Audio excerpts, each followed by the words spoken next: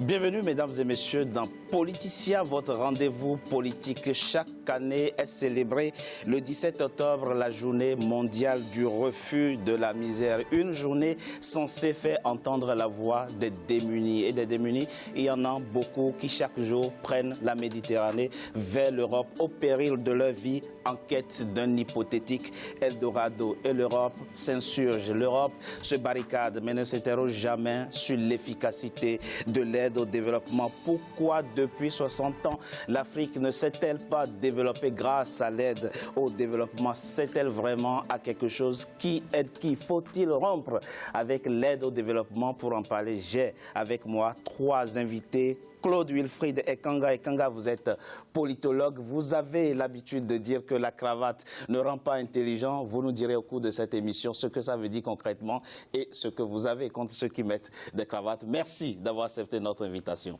C'est avec plaisir que je suis là, c'est moi qui vous remercie. Emmanuel Okamba, vous êtes, vous, économiste, professeur d'université, vous enseignez les sciences de gestion. Merci, professeur, d'avoir accepté notre invitation. Merci de votre invitation. Roger Balou, vous êtes, vous, chercheur en économie politique internationale. Merci à vous également d'avoir accepté notre invitation pour parler de l'aide au développement. Merci beaucoup, merci beaucoup. L'Afrique peut se passer de l'aide au développement. Elle n'en a pas besoin. Au contraire, l'aide au développement tue l'Afrique. Ils sont nombreux, les économistes africains, à le penser. Parmi eux, la Zambienne Dambisa Moyo, pour qui non seulement l'aide au développement tue l'Afrique, mais c'est plutôt l'Afrique qui, grâce à ses matières premières, aide au développement des pays industrialisés. Alors, quelles sont les causes réelles de l'échec de l'aide au développement en Afrique, si on peut parler bien entendu d'échec? Élément de réponse dans ce sujet de la rédaction signé Aïssatou Diamanka Beslan. Le 20 janvier 1949, on découvre dans le discours de l'État et d'Union du président américain Harry Truman le concept d'aide au développement. Un concept qui désigne l'ensemble des ressources sous forme de dons, de prêts d'argent et même d'annulation de dettes fournies aux pays en voie de développement pour favoriser leur croissance économique. Cependant, son efficacité fait débat depuis les années 70, débouchant même sur la notion de conditionnalité et sur les politiques d'ajustement structurel menées à l'époque par le Fonds monétaire international et la Banque mondiale. Mais ce qui est en cause et que dénoncent les critiques de l'aide au développement reste sa structure et sa nature si coûteuse pour les bénéficiaires. Sous les 9 milliards d'euros annuels d'aide publique au développement qu'octroie la France, environ 300 millions d'euros seulement sont des dons. Or, les pays les plus pauvres et ceux du Sahel en particulier n'ont pas les moyens de s'endetter. Plus de 50 ans après l'indépendance de plusieurs pays africains, l'aide au développement est critiquée sur ses priorités et sur sa performance, aussi bien en Afrique que dans les pays donateurs. À noter que plus de 300 milliards de dollars ont été reçus par les pays concernés depuis 1970, une aide pourtant destinée au développement des infrastructures, à l'éducation et à la santé et qui tarde toujours à produire des résultats significatifs. Un fait édifiant, entre 1970 et 1998, quand l'aide était à son plus haut niveau, le taux de pauvreté en Afrique s'est accru. Il est passé de 11 à 66%. On a le sentiment que plus on avance dans le temps, plus il y a de l'aide publique au développement, plus les pays s'enfoncent. Ainsi, si certains voient l'aide au développement comme un frein pour le développement du continent, d'autres vont encore plus loin et dénoncent un fonds de commerce non clarifié. Selon eux, par souci de préservation de leurs intérêts économiques, les pays donateurs maintiennent volontairement les pays receveurs dans une situation de précarité. C'est là qu'il faut comprendre le problème. C'est que si on décrète une nouvelle légalité internationale et qu'on fait exactement le contraire, ce qu'on fait est illégal, ne peut être fait que de manière occulte, cachée. Et c'est pour ça que toutes ces relations franco-africaines sont très majoritairement cachées aux yeux du public, parce qu'elles sont inavouable, puisque la nouvelle légalité, c'est l'indépendance. Autrement dit, la France-Afrique, c'est comme un iceberg. Vous avez 10% d'émergés, la France, patrie des droits de l'homme, meilleure amie de l'Afrique, généreuse, etc., toute une face immaculée dans la relation franco-africaine, et vous avez 90% d'immergés, qui est la réalité profonde de la réalité franco-africaine, qui est le système mis en place par Jacques Faucard et qui visait à maintenir la dépendance. Une dépendance. Le constat est ainsi amer. Cette relation de dépendance fait entrevoir qu'il y a toujours un dominé et un dominant, Pour l'écrivain zambien Dambisa Moyo, cette aide a rendu le continent encore plus pauvre. Par exemple, en 1970, seulement 10% des Africains vivaient avec $1 par jour. Aujourd'hui, ils sont plus de 70% à vivre dans les mêmes conditions. Les choses se sont empirées. Sur les principes du développement, comme l'a noté mon professeur de thèse, l'Afrique est en train de flancher. Des mesures d'aide destinées à la base à faire émerger les pays concernés ont fini par les maintenir dans une pauvreté accrue. Pourtant, la plupart des pays africains ont des prévisions de croissance positive. N'est-il pas incitant d'y mettre un terme et de trouver une autre alternative au développement occidental? Claude Wilfried et Kanga, commençons cette partie par ce chiffre. Il vient de l'économiste français Serge Michelhoff. C'est dans son ouvrage « L'Afrique en crise va-t-elle se retrouver dans nos banlieues ?» Il parle donc, c'est un Français qui parle donc de la France et de l'Afrique. Sur les 9 milliards annuels que la France octroie à l'Afrique, seulement 300 millions sont des dons. Le reste, c'est des prêts. Est-ce que c'est viable pour les économies africaines? Que pensez-vous, Claude Wilfried et Kanga, de l'aide au développement? Bon, évidemment, merci d'avoir posé la question. Puisqu'il s'agit de la France, justement, nous sommes en France ici. Vous avez mentionné les chiffres que la France apporte aux Africains pour les aider. Mais prenons l'exemple du cas de la ville de Paris. Nous sommes ici, on voit par exemple à la gare de l'Est ou à la gare du Nord, tous ces sans-abri sans moyens. On voit le fait que Emmanuel Macron a dû raccourcir le budget de l'armée de près de 850 millions d'euros. On voit le fait que Siemens, le constructeur allemand ferroviaire, et Alstom, le constructeur français, ont commencé à parler de fusion pour contrecarrer la concurrence chinoise. On voit comment la France a un PIB qui est presque l'équivalent de sa dette, c'est-à-dire on a près de 2200 milliards d'euros. On se demande donc, logiquement, comment un pays qui présente de telles carences, qui a des problèmes d'une telle envergure, peut être celui-là qui prétend aider les autres alors qu'il est dans les capacités de résoudre ses propres problèmes. Dans ce registre-là, on peut se dire, avant même de se demander ce qu'il y a à penser de l'aide au développement, on peut se dire, est-ce que ces pays-là qui prétendent même exercer cette aide au développement-là envers des pays dits moins avancés, est-ce qu'ils ont la capacité de le faire? Et évidemment, vu que la situation, comme je viens de le présenter dans le cas d'un pays 5e puissance économique mondiale officiellement, mais qui a d'énormes problèmes internes officieusement, vu que l'économie d'un pays comme ça est assez maraude, ou alors, voilà, quand on se projette un peu dans l'avenir, il y a une sorte d'impression de déclin que ça pourrait y arriver. On se rend donc compte que cette aide-là n'est qu'un mécanisme ouvert. Il y a le concept de l'iceberg qui a été mentionné ici, n'est qu'un mécanisme ouvert pour, dans les coulisses, s'arroger des intérêts qui vont permettre à ce que la situation économique pour les intérêts de la France essaie d'être portée vers le haut. Vous ne croyez pas à la solidarité internationale? Pas du tout. Il n'y a pas de solidarité internationale. Il n'y a que de la ruse, de la malice. Et comme Jean de La Fontaine disait, tout flatteur vit aux dépens de celui qui l'écoute. La raison pour laquelle l'économie de l'Afrique, du continent africain aujourd'hui est une sorte de spirale où les mêmes problèmes se répètent comme s'ils n'ont jamais existé, c'est le fait que l'Afrique continue d'espérer que l'aide viendra de l'extérieur. Or, Thomas Sankara, puisqu'on a parlé du 17 octobre... Tout à fait, on a commémoré ces 30 ans de disparition. Exactement, on a parlé du 17 octobre comme la journée du refus de l'aide au développement. Moi, je préfère... Non, du refus de la misère. De la misère, voilà, je préfère aller 2 jours plus tôt pour parler de la commémoration de la mort de Thomas Sankara, qui disait justement que l'aide au développement, en tout cas l'aide humanitaire pour parler de l'agriculture, est une entrave à l'agriculture locale. Donc évidemment, je m'aligne sur cette pensée et je n'y crois pas du tout. Alors, la réponse a le mérite d'être claire. Professeur Okamba, vous m'avez dit dans le cadre donc, de la préparation de cette émission que vous êtes pour le principe de l'aide au développement. Alors que répondez-vous à ceux qui pensent que l'aide au développement tue l'Afrique? L'aide au développement ne peut pas à elle seule développer l'Afrique. C'est un leurre. D'accord. L'aide au développement est un levier parmi tant d'autres. Un des instruments possibles pour accompagner le développement de l'Afrique. Donc, si les Africains pensent que l'aide toute seule peut développer l'Afrique... Mais pourquoi on l'appelle l'aide au développement alors? Parce que c'est un apport de fonds qui a été décidé donc, depuis 1969 pour aider, justement, pour essayer d'équilibrer les inégalités de développement entre les pays développés et les pays en voie de développement. Donc ce n'est qu'un moyen pour réduire les inégalités et non de les supprimer. Monsieur Okamba, nous avons vu dans l'élément qui est qui est passé, puisque vous parlez de fonds, apport de fonds pour se développer. Nous avons vu, et je l'ai dit dans ma question posée à M.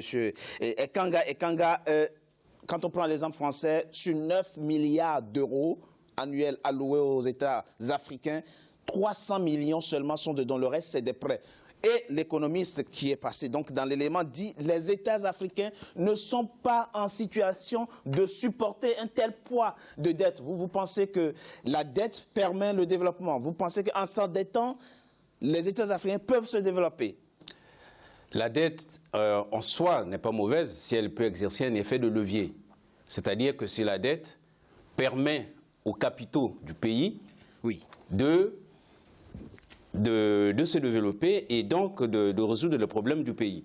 Donc la dette liée à l'aide publique au développement, c'est à peu près 20% en réalité. De quoi? 20% de l'ensemble de l'aide.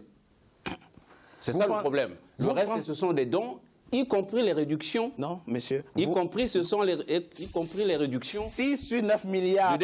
6 sur 9 milliards d'euros, 300 millions sont dedans. Là, on a encore 8 milliards 700 000 euros qui sont des prêts.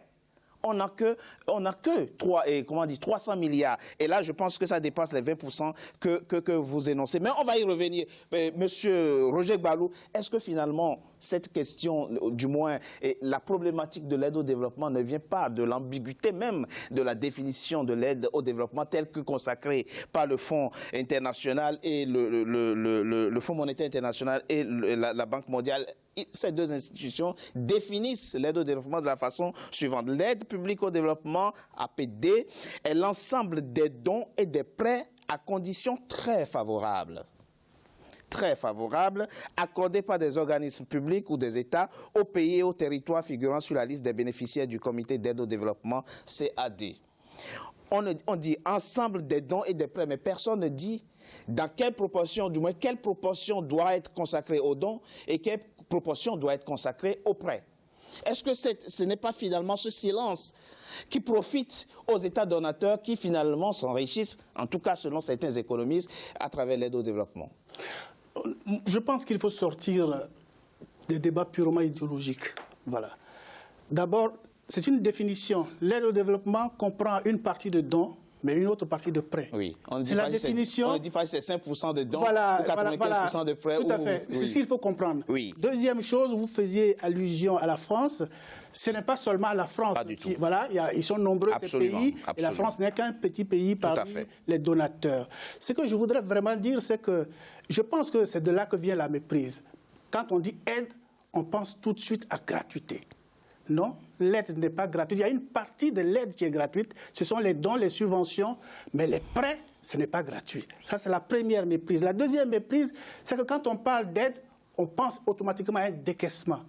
Il n'y a pas forcément décaissement. Dans le cas notamment des annulations de dettes, il n'y a pas décaissement. Enfin, la troisième méprise, c'est qu'on pense que quand on a une dette, quand on reçoit l'aide au public au développement, on peut faire ce qu'on veut. Non, il y a des secteurs qui sont bien ciblés. Ce sont les secteurs qui profitent au développement, d'accord, la santé, l'éducation, etc. assainissement, etc. Mais tout ce qui est armement, tout ça est exclu. Voilà. Donc je pense qu'il faut recadrer tout cela pour bien comprendre ce concept d'aide au développement. Parce que finalement, parce que c'est bien beau de dire que ça ne sert à rien, mais de quoi on a besoin? Avec quel outil finance-t-on le développement?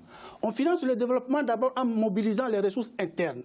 Et ces ressources internes, c'est quoi? Ce sont les recettes fiscales, mais c'est aussi tout ce qui est mobilisation d'épargne nationale. C'est un point important, ça. Or, ça, nous savons très bien dans nos pays que les recettes fiscales sont quasi inexistantes. Nos régimes fiscaux grâce notamment à l'informel, c'est informel. Hein. Voilà, le secteur informel, mais il y a encore la formation, l'éducation qu'il faut faire. C'est-à-dire que demander à quelqu'un de payer l'impôt, on se rétracte. Donc, il y a tout un travail là à faire. Donc, du coup, la mobilisation de l'épargne au niveau national, la mobilisation des recettes au niveau national est très faible. Donc, qu'est-ce qu'il faut Parce que si on ne recourt pas à l'extérieur, ce qu'il y a, c'est que la pauvreté sera encore beaucoup plus grande. Et ce n'est pas des gouvernements plus ou moins stables qu'on aura, mais ce sera vraiment une Donc, pour vous, effectivement, l'aide au développement est d'une grande utilité pour les économies africaines. Claude Wilfried et Kanga, on peut accorder à nos cadres africains, en tout cas ceux qui élaborent les programmes de développement, c'est vrai, vous avez l'habitude de dire, la cravate ne rend pas intelligent, c'est peut-être l'occasion de nous expliquer pourquoi vous pensez que porter une cravate ne suffit pas forcément. Qu'on est intelligent, on peut leur conférer une forme d'intelligence. Et la question, c'est comment se fait-il qu'on continue de perpétuer depuis 50 ans et plus quelque chose qui ne fonctionne pas, un mécanisme qui ne fonctionne pas? La réponse est dans la question. La cravate ne rend pas intelligent, ce n'est pas un slogan contre des personnes. C'est une façon de critiquer le fait que des mécanismes qui ont réussi en Occident ont été implémentés sur le sol africain alors qu'ils ne sont pas conformes à la réalité africaine. J'aurais bien aimé qu'on dise tout à l'heure sur le volet de la fiscalité qui est très déficitaire en Afrique, qu'on insère le fait que les grandes multinationales étrangères qui font l'essentiel de leur gain sur notre sol sont les principaux mauvais élèves quand il s'agit de ne pas payer l'impôt. Moi, je viens du Cameroun, on a la crise avec la PHP par exemple qui, sur une période de près de 3 décennies, a brillé par sa fourberie fiscale et ainsi de suite. Donc, qu'est-ce qui fait le problème de l'Afrique aujourd'hui? Ce n'est pas le manque de financement, ce n'est pas parce que ce n'est pas premièrement ça, pour revenir à Thomas Sankara. Le modèle de développement qui est en Afrique aujourd'hui, il ne marche pas parce qu'au lieu que l'Afrique produise ce dont elle a besoin et consomme ce qu'elle produit, elle a misé son développement sur la production, l'extraction des matières premières, soit dit en passant par des entreprises étrangères, la vente de ces matières premières, et c'est l'argent gagné par la vente de ces matières premières qui sert à acheter X ou Y jusqu'aux denrées alimentaires.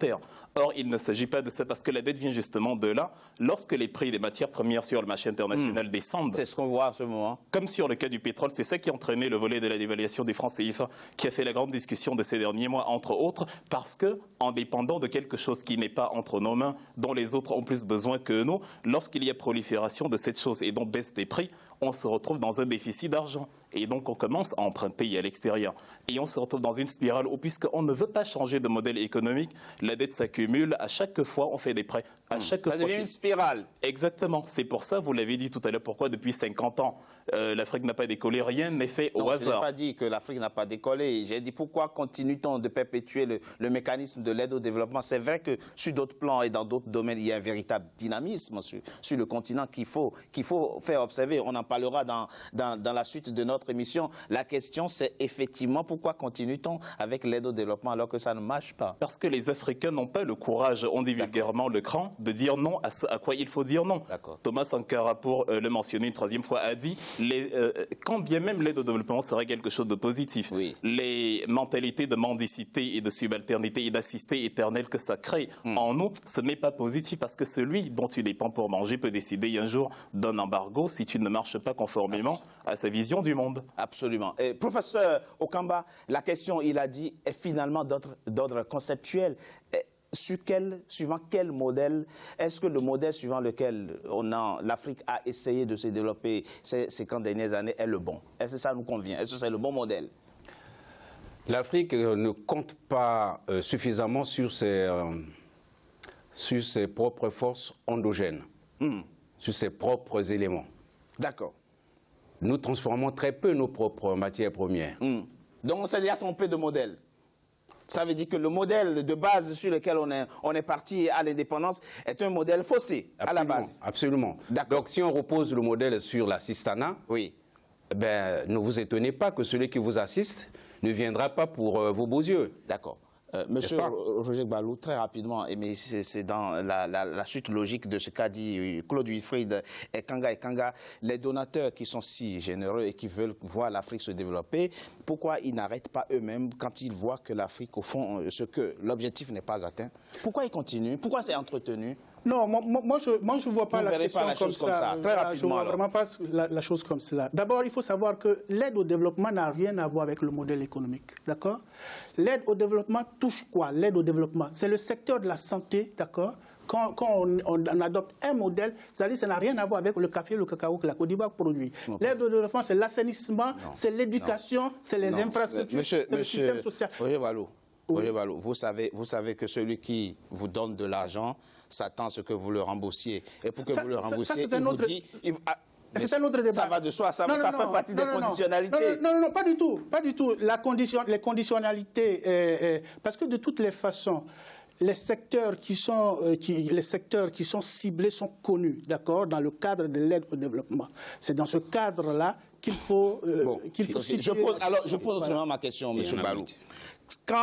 Si j'ai affaire à un pays producteur du coton, je lui prête 1 milliard d'euros, est-ce que je ne vais pas m'attendre, ou du moins je ne vais pas lui demander qu'il développe le secteur du coton pour pouvoir exporter son coton et me rembourser? Est-ce que je vais le laisser privilégier la culture du manioc et du maïs, les cultures vivrières dont il a besoin?